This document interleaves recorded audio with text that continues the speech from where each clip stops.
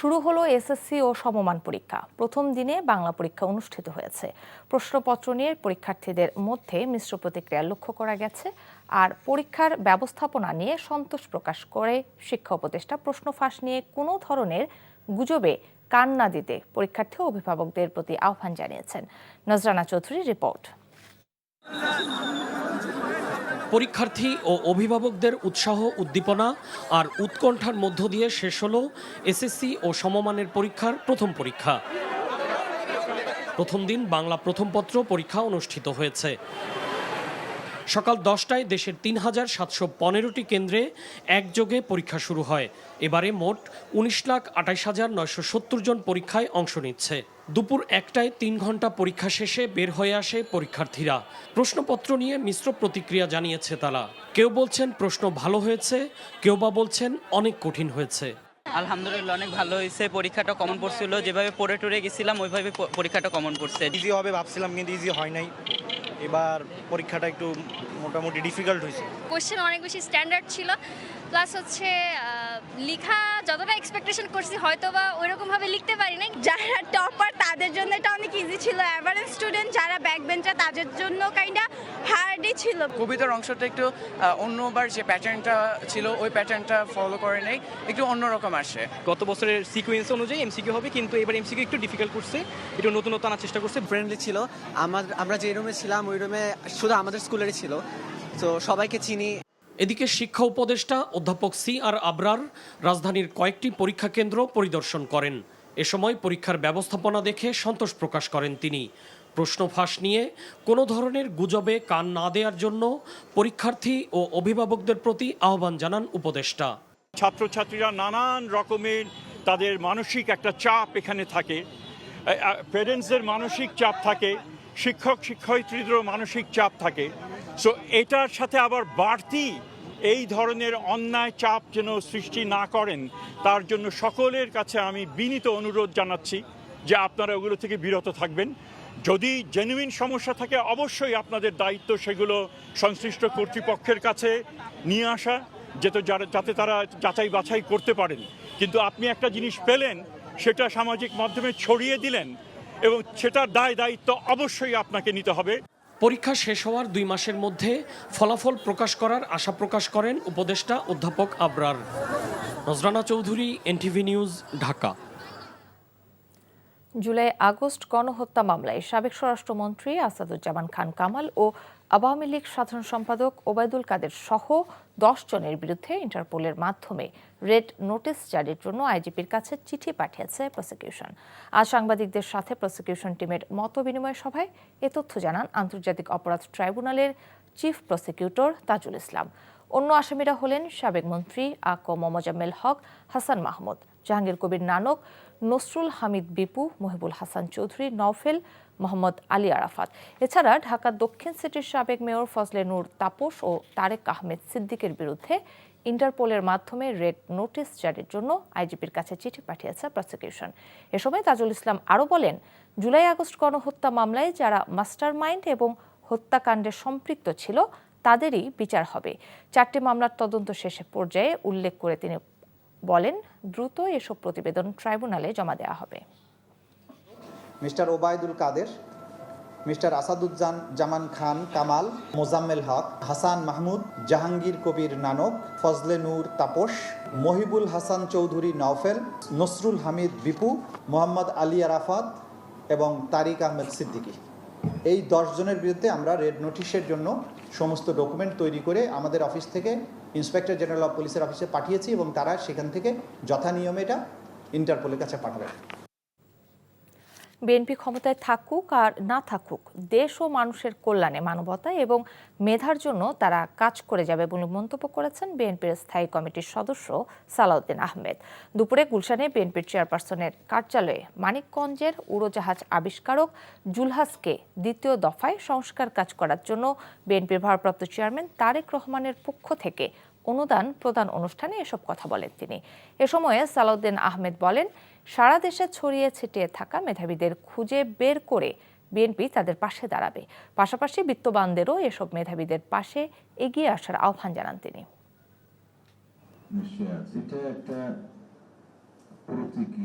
যে দেশে মেধার বিকাশের জন্য আমরা সুযোগ সৃষ্টি করব, সেই দেশে অবশ্যই মেধাবীরা রাষ্ট্রীয় সম্পদ হয়ে এই রাষ্ট্রকে এগিয়ে নিয়ে যাবে।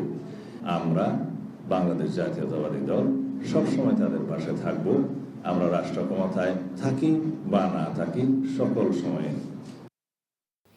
যুক্তরাষ্ট্র সরকারের দেয়া নতুন বাড়তি শুল্ক 3 মাসের জন্য স্থগিত করায় বাংলাদেশ তাৎক্ষণিক সুরক্ষা পাবে। এই সময় সরকারের উচ্চ পর্যায়ে আলোচনা করে যুক্তরাষ্ট্রের সাথে সব ধরনের বাণিজ্য ঘাটতি কাটিয়ে ওঠার চেষ্টা করা হবে বলে জানিয়েছেন বাণিজ্য উপদেষ্টা শেখ বশিরউদ্দিন। তিনি জানান, সাময়িক স্থগিতাদেশ দেয় নিজেদের সক্ষমতা বৃদ্ধি ও বাণিজ্য ঘাটতি কমানোর জন্য নানা পদক্ষেপ নেওয়া সম্ভব হবে। সচিবালয়ে বাণিজ্য উপদেষ্টা সাংবাদিকদের জানান, হঠাৎ করে ভারত ট্রান্সশিপমেন্ট বাতিল করলেও বাংলাদেশের রপ্তানিতে কোনো প্রভাব পড়বে না। 3টি পোর্ট ব্যবহার করে 40 থেকে 50,000 মেট্রিক টন পণ্য ট্রান্সশিপমেন্ট হতো। সরকার এখন অন্য উপায়ে এগুলো করার চেষ্টা করবে এবং এটা করা সম্ভব। শিগগিরই এই প্রভাব কাটিয়ে ওঠা সম্ভব বলে মনে করেন শেখ বশিরউদ্দিন। ট্রান্সশিপমেন্ট সুবিধা প্রত্যাহারের পর বাংলাদেশি রপ্তানি পণ্য বোঝাই 4টি ট্রাক ফেরত পাঠিয়েছে ভারত সরকার। বুধবার থেকে ভুটান, নেপাল ও মিয়ানমারের সঙ্গে বাংলাদেশের দ্রুত ও স্বল্প খরচে বাণিজ্য করার পথ বন্ধ হয়ে যায়। এরই ধারাবাহিকতায় বেনাপোল বন্দর থেকে রপ্তানি পণ্য বোঝাই ট্রাকগুলো ঢাকায় ফেরত আসে। এর আগে মঙ্গলবার ভারতের ভূখণ্ড ব্যবহার করে বাংলাদেশের পণ্য তৃতীয় দেশে যাওয়ার সুবিধা বাতিল করে দেশটি। বেনাপোল স্থলবন্দর কর্তৃপক্ষ জানায়, ট্রান্সশিপমেন্ট সুবিধা বাতিল করায় পেট্রোপোল কাস্টমস তৃতীয় কোনো দেশের পণ্যে কার্পাস ইস্যু করেনি। ফলে রপ্তানির জন্য আনা 4 ট্রাক পণ্য তারা ফেরত পাঠিয়েছে। গণ অভ্যুত্থান পরবর্তী পরিস্থিতিতে পুলিশকে পুনর্গঠন করা পুরোপুরি সম্ভব হয়নি বলে মন্তব্য করেছেন স্বরাষ্ট্র উপদেষ্টা অবসরপ্রাপ্ত লেফটেন্যান্ট জেনারেল জাহাঙ্গীর আলম চৌধুরী। দুপুরে সিলেটে এয়ারপোর্ট থানা পরিদর্শনকালে এসব কথা বলেন তিনি। আসামি ছিনতাই করে নিয়ে যাচ্ছে, এগুলি ক্ষেত্রে আপনারা বলবেন, এবং যারা ছিনতাই করে নিচ্ছে তাদের কিন্তু আবার আমরা আইনের আওতায় নিয়ে আসছি। এগুলি ক্ষেত্রে আপনারা সত্যি ঘটনা যেটা সাথে সাথে জানাবেন, আমরা ব্যবস্থা নেব। অনেক সময় তাদের অ্যাকশন নিতে দেরি হয়, যেহেতু ধরেন এখানে আমাদের অনেক সংকট রয়ে গেছে, এদের গাড়ি ঘোড়ারও কিন্তু অনেক সংকট, অনেক গাড়ি ঘোড়া ওই সময় নষ্ট হয়ে গেছে, পুড়া গেছে, থানা পুড়া গেছে, ওগুলি তো সব আমরা করে দিতে পারিনি। সুন্দরবন থেকে মুক্তিপণের দাবিতে অপহৃত 6 নারী সহ 33 জেলেকে দুর্ধর্ষ ডাকাত করিম শরীফ বাহিনীর কবল থেকে উদ্ধার করেছে কোস্টগার্ড। সকালে কোস্টগার্ডের মিডিয়া কর্মকর্তা লেফটেন্যান্ট কমান্ডার সিয়াম উল হক জানান, বুধবার সুন্দরবনের করকরি নদীর মাল্লাখালী এলাকায় অভিযান চালানো হয়। কোস্টগার্ডের উপস্থিতি টের পেয়ে ডাকাত দল ফাঁকা গুলি ছুড়ে পালিয়ে যায়। পরে ওই এলাকায় তল্লাশি করে অপহৃত 6 নারী সহ 33 জেলেকে 16টি বোট সহ উদ্ধার করা হয়। মাছ ও কাঁকড়া ধরতে খুলনার কয়রা উপজেলা থেকে সুন্দরবনে গিয়েছিলেন ওই জেলে ও বনজীবীরা। পরে ডাকাত করিম শরীফ বাহিনী তাদের জিম্মি করে 10,000 টাকা করে মুক্তিপণ দাবি করে। দীর্ঘ সময়ের পর অবশেষে দখলমুক্ত হচ্ছে বগুড়ার করতোয়া নদী। 17 বছরে দখল করে রাখা বিভিন্ন স্থাপনা করা হচ্ছে উচ্ছেদ। নদী খনন করে এর নাব্যতা ফিরিয়ে আনার কথা জানান প্রশাসন। সরকারের এই উদ্যোগকে স্বাগত জানিয়েছে জেলাবাসী। বগুড়া থেকে আতিকুর রহমান সোহাগের পাঠানো রিপোর্ট, ক্যামেরায় ছিলেন এমদাদুল হক। বগুড়া সদর উপজেলা দিয়ে বয়ে চলা একসময়ের খরস্রোতা করতোয়া মৃতপ্রায়। ভূমিদস্যুদের দখল বাণিজ্যের কারণে এর অস্তিত্ব সংকটে পড়ে। অভিযোগ আছে, বিগত স্বৈরাচারের আমলে প্রভাবশালী মহল তাদের রাজনৈতিক প্রভাব বিস্তার করে নদী দখল করে গড়ে তুলেছেন শিল্প প্রতিষ্ঠান সহ নানা স্থাপনা। গণমাধ্যমে সংবাদ আর এলাকাবাসীর আপত্তির পরও কার্যত কোনো কাজ হয়নি। অবশেষে করতোয়া দখলমুক্ত করতে অভিযান শুরু করেছে প্রশাসন। করতোয়া নদীর 93% অবৈধ দখল করে শিল্প প্রতিষ্ঠান গড়ে তোলে বিসিএল কর্তৃপক্ষ। তাদের আর্থিক দাপটে অসহায় ছিল সাধারণ মানুষ। স্বৈরাচার আওয়ামী লীগের পতনের পর জেলা প্রশাসনের পক্ষ থেকে উচ্ছেদের নোটিশ দেওয়া হয়। কারখানা কর্তৃপক্ষ জেলা জজ কোর্টে আবেদন করলে বুধবার তা খারিজ করে দেয় আদালত। পরে শুরু হয় উচ্ছেদ অভিযান। সরকারিভাবে জমি বরাদ্দ দেওয়ার জন্য বা বন্দোবস্ত দেওয়ার জন্য যে ক্রাইটেরিয়াগুলো থাকার কথা এবং যেভাবে বন্দোবস্ত দেওয়া হয় সেই চিঠির ভাষা এবং বন্দোবস্ত কেস কিছুই নেই। অবৈধ স্থাপনাগুলোর তালিকা করার পর নোটিশ করি। এটি যেহেতু নদী শ্রেণীর জমি বন্দোবস্ত যোগ্য না, এটা বন্দোবস্ত দেওয়ার এখতিয়ার কারোরই নেই।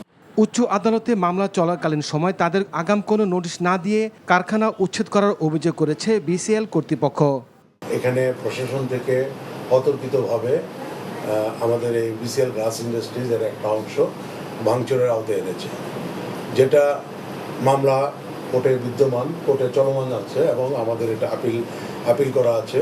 নদী দখলমুক্ত হওয়ায় প্রশাসনকে ধন্যবাদ জানিয়েছে এলাকাবাসী। হোস্টারা এটা দখল করে ভোগ করে তার উপর ফ্যাক্টরি দিচ্ছে, এটা এখন সরকার থেকে ভাঙিচ্ছে, জনগণ করতে সুবিধা হচ্ছে। আমাদের আগেকার প্রজেক্ট আমরা ঘুরিয়ে পাচ্ছি। এটা নদী তো কারো না, কারণ এটা সরকারের সম্পদ এবং মনে করেন জনগণ, সরকার মানে জনগণ। সারা দেশে দখল হওয়া নদী খাল বিল উদ্ধারে দ্রুত পদক্ষেপ নেওয়ার দাবি জানিয়েছেন পরিবেশবিদরা। NTV news desk. মেয়ে এসএসসি পরীক্ষা দিচ্ছে অথচ জানেই না তার বাবা নেই, এমন হৃদয় বিদারক ঘটনা পটুয়াখালীর বাউফলে। আদরের মেয়েকে নিয়ে পরীক্ষা কেন্দ্রে যাওয়ার পথে হঠাৎ হার্ট অ্যাটাক হয় শিক্ষক বাবার, পরে হাসপাতালে মারা যান তিনি। সকালে উপজেলার কেশবপুর ইউনিয়নের ভরিপাশা গ্রামে এ মর্মান্তিক ঘটনা ঘটে। মাহবুবুর রহমান উপজেলার কালীশুরে এসএ ইনস্টিটিউটের প্রধান শিক্ষক ছিলেন। মেয়ে তাসফিয়া একই প্রতিষ্ঠান থেকে কালীশুরি কেন্দ্রে চলতি বছর এসএসসি পরীক্ষা দিচ্ছে। স্বজনরা জানান, মেয়েকে নিয়ে সকালে পরীক্ষার কেন্দ্রের দিকে অটোরিকশায় রওনা হন বাবা। পথে হঠাৎ অচেতন হয়ে পড়েন তিনি। পরে তাসফিয়াকে নিয়ে কেন্দ্রে যান তার চাচা, আর তার বাবাকে উপজেলা স্বাস্থ্য কমপ্লেক্সে নেওয়া হলে সেখানে চিকিৎসকরা তাকে মৃত ঘোষণা করেন। নওগাঁর নিয়ামতপুরে জমির সীমানায় মেহগনি গাছ কাটাকে কেন্দ্র করে দুই গ্রুপের সংঘর্ষে শরীফুল ইসলাম ও আজিজুর রহমান নামের দুইজন নিহত হয়েছে। পুলিশ জানায়, সকালে ভুদুরিয়া ভাঙ্গাপাড়া গ্রামে গাছ কাটাকে কেন্দ্র করে দুই গ্রুপের সংঘর্ষে ঘটনাস্থলে শরীফুল ইসলাম নামের একজন নিহত হয়। গুরুতর আহত অবস্থায় আজিজুর রহমান সহ ৩-৪ জনকে রাজশাহী মেডিকেল কলেজ হাসপাতালে নেওয়া হলে চিকিৎসাধীন অবস্থায় আজিজুর রহমান মারা যায়। নিয়ামতপুর থানার ওসি হাবিবুর রহমান জানান, ঘটনার পর থেকে বিকেল ৪টা পর্যন্ত বিভিন্ন স্থানে অভিযান চালিয়ে এই হত্যাকাণ্ডের সাথে জড়িত কমপক্ষে 10 জনকে আটক করা হয়েছে। অভিযান চলমান আছে। ঘটনাস্থল থেকে নিহত শরীফুল ইসলামের মরদেহ উদ্ধার করে থানা হেফাজতে নেওয়া হয়েছে। নোয়াখালীর সেনবাগ ২ আসনের আওয়ামী লীগের সাবেক সংসদ সদস্য, বেঙ্গল গ্রুপের চেয়ারম্যান মোর্শেদ আলম ও তার ছেলে সাইফুল ইসলাম দীপু সহ 85 জনকে আসামি করে মামলা করা হয়েছে। গ্রেপ্তার করা হয়েছে একজনকে। গতকাল রাতে সেনবাগ থানায় মামলাটি দায়ের করা হয়। সকালে মামলার আসামি কাদরা ইউনিয়ন পরিষদ চেয়ারম্যান ও যুবলীগ সভাপতি গিয়াসউদ্দিন ভূঁইয়াকে গ্রেপ্তার করে পুলিশ। সকালে তাকে জেল হাজতে পাঠানো হয়েছে। সেনবাগ থানার ওসি জানান, গতকাল রাতে সাবেক সংসদ সদস্য মোর্শেদ আলম ও তার ছেলে সাইফুল ইসলাম দীপুর নাম উল্লেখ করে অজ্ঞাতসহ মোট 85 জনের বিরুদ্ধে বিস্ফোরক আইনে মামলা দায়ের করা হয়। গ্রেপ্তার অভিযান অব্যাহত থাকবে বলে জানান ওসি। জাতীয় রাজস্ব বোর্ডের চেয়ারম্যান আব্দুর রহমান খান বলেছেন, আগামী জাতীয় বাজেট হবে বাস্তবায়নযোগ্য ও বৈষম্যমুক্ত। দুপুরে চট্টগ্রামের ব্যবসায়ীদের সাথে প্রাক বাজেট মতবিনিময়কালে তিনি এসব কথা বলেন। Chittagong chamber of commerce and industries হলে মতবিনিময় সভায় সভাপতিত্ব করেন চেম্বার প্রশাসক মোহাম্মদ আনোয়ার পাশা। এ সময় আগামী জাতীয় নির্বাচনে বিবেচনার জন্য চিটাগং চেম্বারের পক্ষ থেকে আয়কর, ভ্যাট ও শুল্ক বিষয়ক 114টি প্রস্তাবনা তুলে ধরা হয়। দ্রুত নির্বাচনের তফসিল ঘোষণার দাবি জানিয়েছে বিএনপির জাতীয় নির্বাহী কমিটির স্বেচ্ছাসেবক বিষয়ক সম্পাদক মীর শরফত আলী সপু। দুপুরে মুন্সিগঞ্জের শ্রীনগর উপজেলার বারৈখালী ইউনিয়নের মদনখালী উচ্চ বিদ্যালয়ের মাঠে মরহুম আরাফাত রহমান কোকো স্মৃতি ফুটবল টুর্নামেন্টের পুরস্কার বিতরণ অনুষ্ঠানে প্রধান অতিথির বক্তব্যে তিনি কথা বলেন। নির্বাচন নিয়ে কালক্ষেপণ করা হলে পুনরায় ফ্যাসিবাদ মাথাচাড়া দিয়ে উঠতে পারে বলে আশঙ্কা প্রকাশ করেন তিনি। বিএনপি ও এর সহযোগী সংগঠনের নেতাকর্মীরা এ সময় উপস্থিত ছিলেন। ধামরাইয়ে একটি ওয়াশিং কারখানায় ডাকাতির ঘটনায় আন্তঃজেলা ডাকাত দলের 5 সদস্যকে গ্রেপ্তার করেছে গোয়েন্দা পুলিশ। পুলিশ জানায়, এ সময় ডাকাতির কাজে ব্যবহৃত একটি পিকআপ ভ্যান উদ্ধার করা হয়েছে। গত 5 ফেব্রুয়ারি রাতে ধামরাই কেলিয়ায় মেন্স ওয়াশিং নামে একটি কারখানায় ডাকাত দলের সদস্যরা নিরাপত্তা প্রাচীর টপকে কারখানার ভেতরে প্রবেশ করে। এ সময় অস্ত্রের মুখে নিরাপত্তা প্রহরীদের হাত পা বেঁধে অফিসের ব্যবহৃত বেশ কয়েকটি ল্যাপটপ সহ মূল্যবান জিনিসপত্র লুট করে একটি পিকআপে করে পালিয়ে যায়। পরে ওই ঘটনায় পুলিশ বিভিন্ন স্থানে অভিযান পরিচালনা চালিয়ে আন্তঃজেলা ডাকাত দলের 5 সদস্যকে গ্রেপ্তার করে। নাটোরের বড়াই গ্রামে কলেজ অধ্যক্ষকে লাঞ্ছিত ও শিক্ষককে মারধরের প্রতিবাদে বিক্ষোভ সমাবেশ করেছে শিক্ষক, শিক্ষার্থী ও এলাকাবাসী। দুপুরে রাজাপুর বাজার থেকে বিক্ষোভ মিছিলটি নাটোর পাবনা মহাসড়ক হয়ে কলেজ ক্যাম্পাসে প্রদক্ষিণ করে। পরে সমাবেশে বক্তারা অভিযোগ করেন, কলেজের বহিষ্কৃত অধ্যক্ষ মোহাম্মদ তুঘলুকের সমর্থনে আওয়ামী লীগ কর্মীরা বুধবার ক্যাম্পাসে ঢুকে ভারপ্রাপ্ত অধ্যক্ষ নজরুল ইসলামকে লাঞ্ছিত করে এবং আইসিটি বিভাগের শিক্ষক নবীন উদ্দিনকে মারধর করে। এই ঘটনার সাথে জড়িত আওয়ামী সন্ত্রাসীদের গ্রেপ্তারের দাবি জানানো হয় সমাবেশ থেকে। মেহেরপুর সীমান্তে বিজিবি বিএসএফ কমান্ডার পর্যায়ে বৈঠক অনুষ্ঠিত হয়েছে। দুপুরে সদর উপজেলার ইছাখালী সীমান্তে মেইন পিলারের নিকট নবচন্দ্রপুরে বিএসএফ ক্যাম্পে এ বৈঠক অনুষ্ঠিত হয়।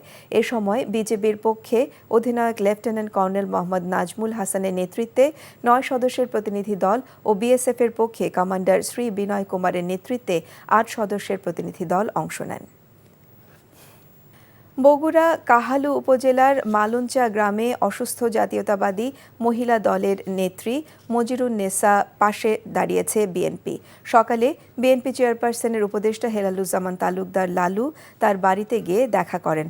পরে তার চিকিৎসায় সব রকম সহায়তার আশ্বাস দেন তিনি। অপরদিকে বিকেলে জেলা বিএনপির ভারপ্রাপ্ত সাধারণ সম্পাদক মোশাররফ হোসেন অসুস্থ মজিরুন্নেসার স্বাস্থ্যের খবর নিতে তার বাড়িতে যান। ফিলিস্তিনে ইসরায়েলের গণহত্যা বন্ধে আন্তর্জাতিক সম্প্রদায়ের প্রতি আহ্বান জানিয়েছে বিএনপি। মুসলিম বিশ্বের ভূমিকা প্রশ্নবিদ্ধ উল্লেখ করে দলটি বলছে, শুধু প্রতিবাদ নয়, ইসরায়েলের নৃশংসতা বন্ধে কার্যকর পদক্ষেপ নিতে হবে মুসলিম বিশ্বের প্রভাবশালী দেশগুলোকে। ফিলিস্তিনে ইসরায়েলি গণহত্যার প্রতিবাদ ও ফিলিস্তিনিদের প্রতি সংহতি জানিয়ে রাজধানীতে আয়োজিত র্যালিতে এসব দাবি তুলে ধরে বিএনপি। ইমরুল আহসানের রিপোর্ট। নির্ধারিত কর্মসূচি ছিল বিকেলে, তবে দুপুর থেকে বিএনপি নেতাকর্মী আর সমর্থকদের স্রোত নয়াপল্টন অভিমুখে। উদ্দেশ্য ইসরায়েলি বর্বরতার প্রতিবাদ জানানো। ইসরায়েল বিরোধী স্লোগানে প্রকম্পিত হয়ে ওঠে নয়াপল্টন ও আশপাশের এলাকা। ঢাকা মহানগরের সব ইউনিটের নেতাকর্মীদের উপস্থিতিতে বিশাল সমাবেশের রূপ নেয় এই র্যালি। নয়াপল্টন থেকে শুরু হয়ে কাকরাইল, শান্তিনগর, মালিবাগ হয়ে র্যালি এগিয়ে যায় কারওয়ান বাজারের দিকে।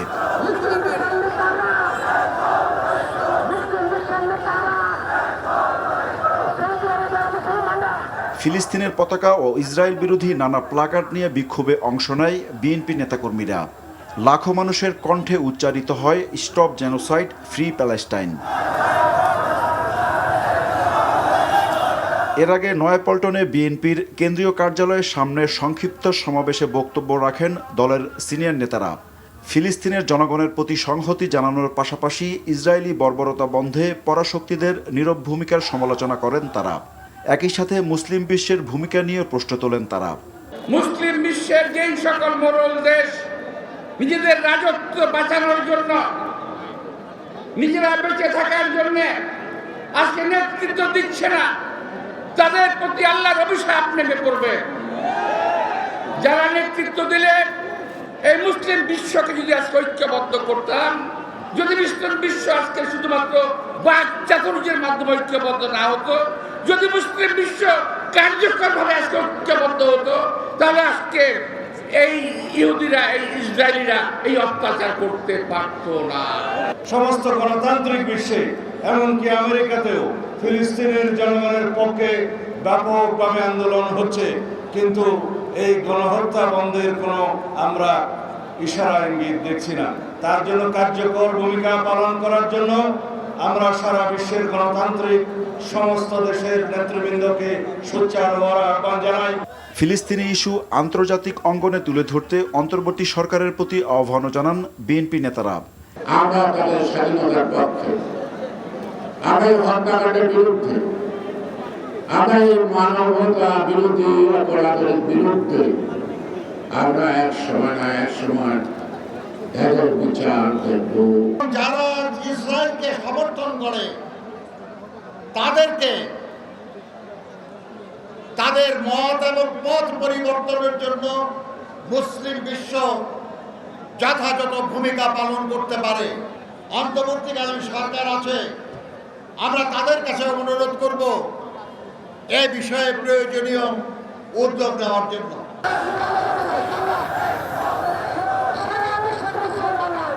বিএনপির এই প্রতিবাদী র্যালিতে যোগ দেয় নানা শ্রেণী পেশার মানুষ। বাংলা মোটর হয়ে কারওয়ান বাজারের সার্ক ফোয়ারার সামনে গিয়ে শেষ হয় র্যালিটি। Imrul Ahsan, NTV news, Dhaka. বিএনপির প্রতিষ্ঠাতা শহীদ প্রেসিডেন্ট জিয়াউর রহমান ও দলটির চেয়ারপারসন বেগম খালেদা জিয়ার ছোট ছেলে আরাফাত রহমান কোকুর শাশুড়ি মুকরিমা রেজার রুহের মাগফিরাত কামনায় দোয়া ও মিলাদ অনুষ্ঠিত হয়েছে। বাদ আসর রাজধানীর বনানী ডিওএইচএস কমিউনিটি সেন্টারে এই দোয়া অনুষ্ঠিত হয়। দোয়ায় আরাফাত রহমানের স্ত্রী শর্মিলা রহমান ও তার পরিবারবর্গের সদস্যরা উপস্থিত ছিলেন। এছাড়াও এনটিভির চেয়ারম্যান আলহাজ মোহাম্মদ মোসাদ্দেক আলী, পরিচালক নুরুদ্দিন আহমেদ সহ শুভানুধ্যায়ীরা উপস্থিত ছিলেন। গত রোববার ভোররাতে রাজধানীর একটি হাসপাতালে ইন্তেকাল করেন তিনি। বনানী কবরস্থানে তাকে দাফন করা হয়। আরাফাত রহমান কোকুর শাশুড়ি মুকরিমা রেজার মৃত্যুতে শোক প্রকাশ করেন বিএনপির ভারপ্রাপ্ত চেয়ারম্যান তারেক রহমান ও মহাসচিব মির্জা ফখরুল ইসলাম আলমগীর। মরহুমার শোক সন্তপ্ত পরিবারের প্রতি গভীর সমবেদনা জানান তারা। বাংলাদেশের নাম people's welfare state of Bangladesh করার প্রস্তাব দিয়েছে ইসলামী আন্দোলন বাংলাদেশ। এছাড়া পিআর পদ্ধতিতে নির্বাচন, শরিয়া আইন, জবাবদিহিতা ও আত্মশুদ্ধির 4টি মৌলিক প্রস্তাব সহ 41টি নতুন প্রস্তাব পেশ করে দলটি। জাতীয় সংসদ ভবনে ঐক্যমত কমিশনের সহ সভাপতি অধ্যাপক ডক্টর আলী রিয়াজের কাছে সংস্কার প্রস্তাব সম্পর্কে নিজেদের মতামত জমা দেয় দলটি। পরে দলটির প্রেসিডিয়াম সদস্য আশরাফ আলী আকন সাংবাদিকদের জানান, প্রস্তাবিত সংস্কারের অধিকাংশের সাথেই একমত পোষণ করেছে। বিশেষ করে সংবিধানের মূলনীতি পরিবর্তন, প্রধানমন্ত্রী ও রাষ্ট্রপতির ক্ষমতা ভারসাম্য আনা, 2বারের বেশি প্রধানমন্ত্রী না হওয়া, একই ব্যক্তি, দল, সরকার ও সংসদ প্রধান না থাকা, 70 অনুচ্ছেদের বিলুপ্তির প্রস্তাব দেয় তারা।